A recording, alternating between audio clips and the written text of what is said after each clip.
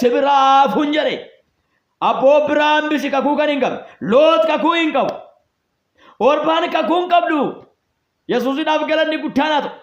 Hin hafte hin deemte. Loot kakuu hin qabu. Abrahaamtu kakuu qaba.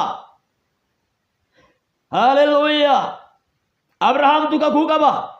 Yoo gatame iyyuu kakuu qaba. Yoo irraanfatame iyyuu kakuu qaba. Yoo kan jibbame fakkaate iyyuu kakuu qaba. Yoo kan abdii hin qabne fakkaate iyyuu abdii qaba.